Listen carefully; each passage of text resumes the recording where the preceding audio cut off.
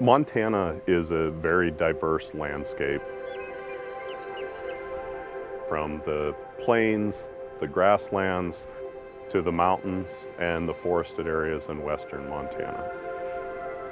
The one common thing that runs through that is the people that persist on this landscape.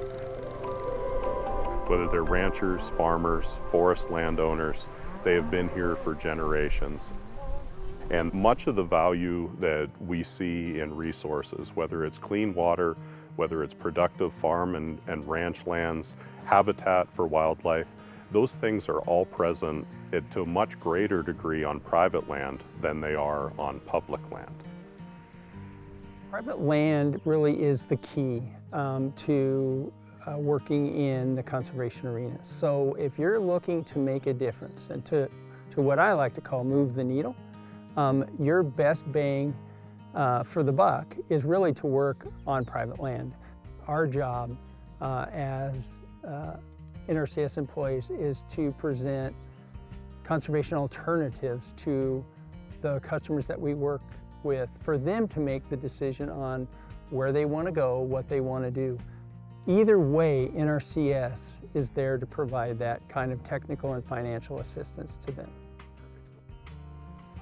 In the last 100 years, we've been losing large amounts of sagebrush steppe habitat, largely due to conifer expansion into the sagebrush, due to the exclusion of wildfire. As those trees outcompete the native shrubs and grasses, we lose forage for wildlife and for livestock. We also lose suitable habitat for species like sage grouse. They just get thicker and thicker, and your trails keep getting narrower and narrower because they're getting bigger and bigger, and I'm losing any profit from the grass that I'm selling, because that's the business I'm in. We are a cow-calf operation, basically. Raise hay. We run from sagebrush flats to the hills and the trees. There wasn't hardly any pine trees 80 years ago here, or if they were 4-footers. This landscape most likely evolved as a ponderosa pine savanna, where there's an open canopy with a really nice herbaceous understory. Fire was suppressed on the landscape, and pretty soon we had an explosion of ponderosa pine across the landscape, and our herbaceous understory is really challenged. Being crowded out and shaded out, and now we no longer have the forage that we desire for our livestock. There's 500-600 acres of pretty much unusable, quite honestly, and it was a fire danger. That's probably the thing that scared me the worst, was this fire danger. We were going to lose this place sooner or later if we didn't do something. It was too big a scope for me to, with the chainsaw, to go try to do. I mean, that just wasn't going to happen. The initial project started with a concerned landowner going into the NRCS office saying, I have an issue, I recognize I have an issue, but I have no idea where to start. And then it just kind of snowballed from there. We're really fortunate in the Blackfoot to have all these critters still on the land, but at the same time, having those adds some complexity to being a cattle rancher or just being someone recreating through the Blackfoot, fishing or riding a bike. And so the idea that we can neighbor up with Natural Resource Conservation Service and other partners to really think strategically valley-wide about where bears, wolves are moving, and working with those landowners, taking those problems away, that's really important. Folks that live here certainly see the value of wilderness and wild things, but they also deal with the reality of a grizzly bear breaking into their animal feed, tearing the doors off their garage to get at things that the grizzly bear perceives as a great valuable food source. So it leads to those conflicts. And this project allows people to exist on the landscape, to live their lives here, to make their livelihoods, but it also allows the grizzly bear to be part of the landscape as the society at large has valued.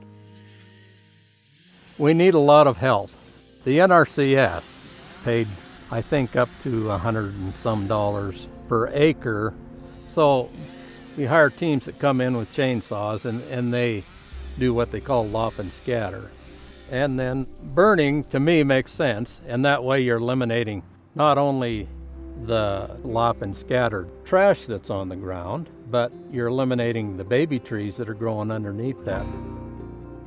So we're fortunate to have the Southwest Montana Sagebrush Partnership, so that has allowed us to go from getting a couple of small projects done every year to implementing large-scale projects, which is resulting in more of a landscape scale approach.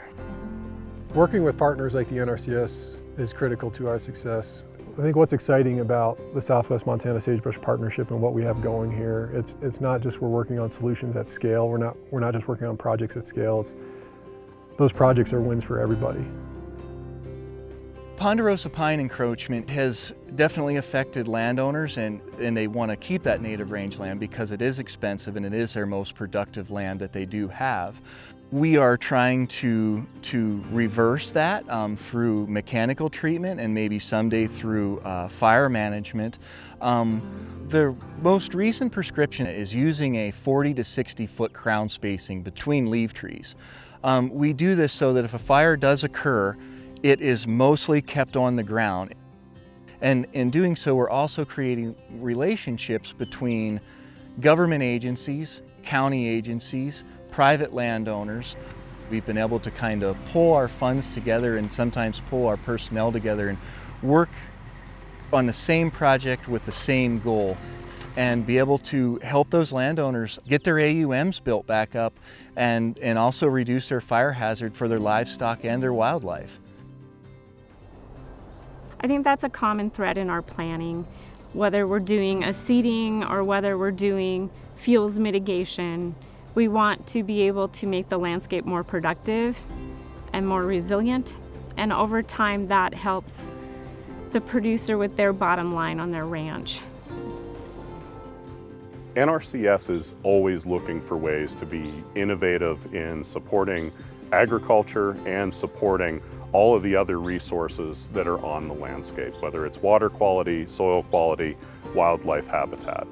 Electric drive-over mats are probably the most innovative tool that's been come up with for dealing with grizzlies, because they receive an electric shock when they step on it, but a human being can walk across it and you can drive across it with a vehicle, and the same thing. There's no impact on humans, but it is a deterrent to the grizzlies. The Natural Resource Conservation Service is really flexible about working with us personally, and then also working with a lot of other partners here in the Blackfoot. We've been able to remove almost 100% of our barbed wire and replacing it with permanent electric fence, wildlife-friendly fence.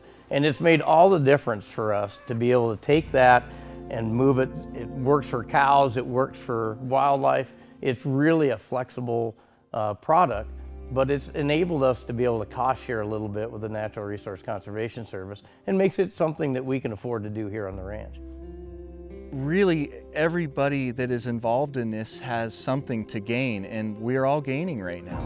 The funding and the expertise that they brought, helping with the contractors, everything. I mean, it's been I can't say enough about it, quite honestly.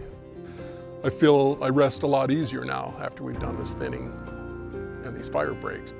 If I can eliminate a lot of this encroachment, that gives me more grass.